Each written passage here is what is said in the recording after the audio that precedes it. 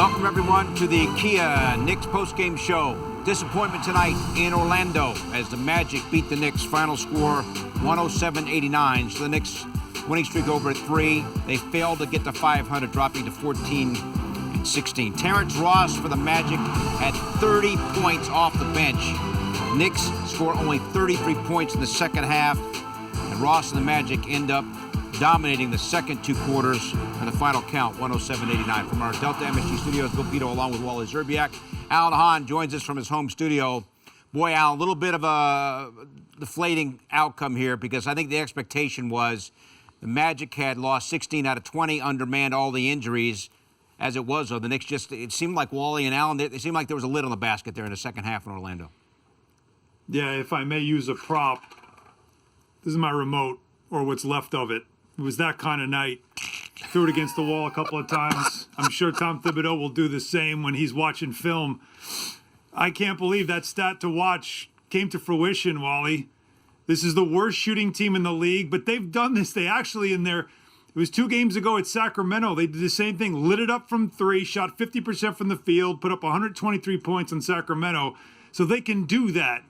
But it's just amazing to think the worst shooting team in the league against the best defensive field goal percentage team in the league, and they just got red hot, and the Knicks clearly couldn't keep pace in that second half. That offense went nowhere. The bench, for the first time we've seen them, were completely outplayed.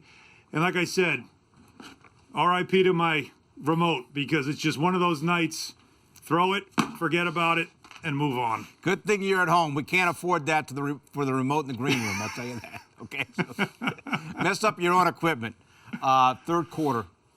Yeah. Magic won a 16-2 run, and that basically was it. The Knicks just, and I mentioned it, and Mike Breen mentioned it, the Knicks 12 of 48 shooting in the second half. They got good shots, they just couldn't make any. They got really good shots, and this is going to happen. You know, over the course of a 72-game season this year, the Knicks have been expending so much emotional energy. I thought Julius Randle was phenomenal again, but they just didn't have it tonight, and that's going to happen sometimes. You're just not going to, I mean, NBA players are not machines. They're human beings. So the other team is trying to win, too, and they have good players that are hungry.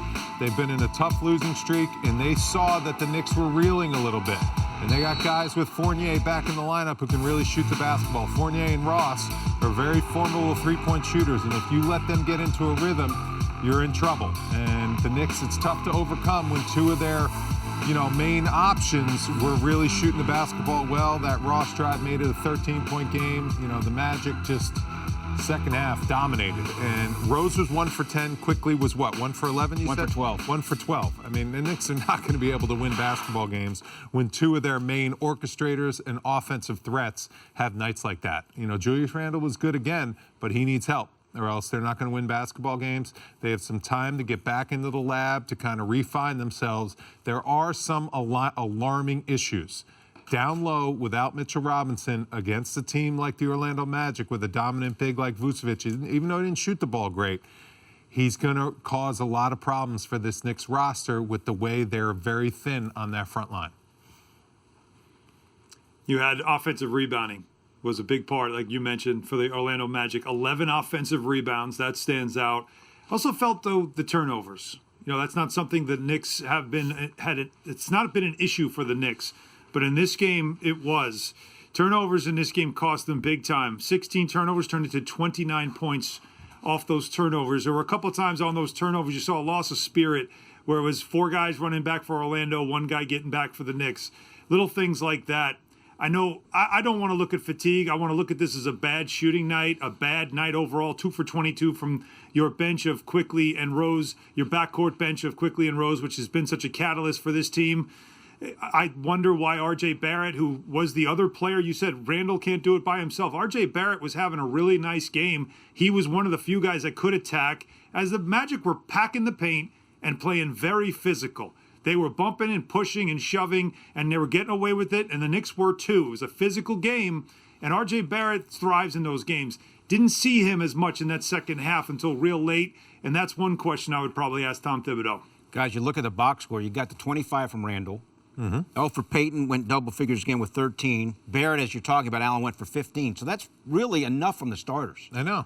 You got the points that you needed from the starting 5 in many ways. Yep. Because you're not going to get much from Noel or Bullock, but it was the second unit. In the second unit, the first run for them, Wally, the Knicks were up 11 in the first quarter. Yeah. When that second group came out for the first time, they lost the lead. They did. And, there was just one of those nights where Derrick Rose and Quickly couldn't get going. And they've been dynamic as a backcourt and as a bench. So they got to figure out ways to change the game the way they have and get back to the way they were playing. That's going to be a huge part of the Knicks' success because that starting unit is very defensive minded with who they have out there. Obviously Julius Randle's been carrying that crew for the whole entire season, the starting five. But when that bench comes in, that's where on paper the Knicks have their advantage. When they don't play well, it's going to be tough for the Knicks to win. Alan, Julius Randle got a great first quarter again with 13 points, 17 points in the first half, finished the game with 25, and a very efficient 11 of 19 shooting. So even in defeat, he put up another excellent game. Yeah, he was getting it done, and it looked like after that first quarter, by the way he was playing, he was going to go for another big night. He had the 13 points, as I mentioned, in the first quarter. Looked like he couldn't miss, which is kind of coincidental. By the end of the game, no one could make a shot, but early on, he looked red hot. At one point, he kind of laughed after knocking down, I believe it was his second or third three, where he just kind of, had that smirk on his face, like, yeah, I'm just feeling it right now. I'm in a good rhythm. But as the game got physical, as they started packing in the paint, they were taking stuff away like this. He wasn't getting a lot of chances like that later on in the game. You just started seeing him do too much. And that's where the turnovers started to become an issue. He did spin into some of those, that's a major issue for him. And he did turn the ball over 5 times in this game, but you can't take away anything else from him. Shot the ball well, was the mainstay offensively. Once again, I agree. I just feel like that second unit got outscored 42-26, 24-12 in the first half, and you nailed it. I really feel like the game turned when the bench came in. It was supposed to be 11. Man, make this thing 20. And instead it went the other way and it was tied.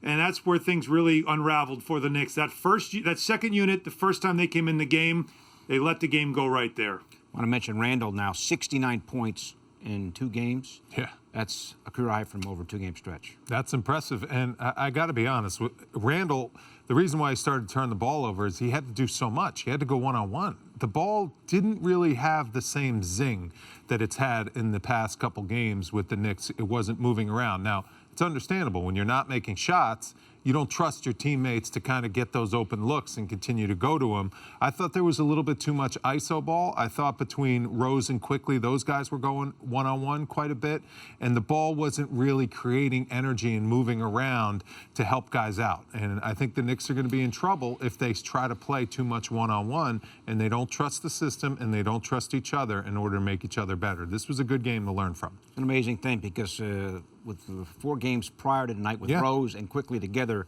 the shots that they missed tonight, they hadn't been making. I know. So, didn't happen tonight.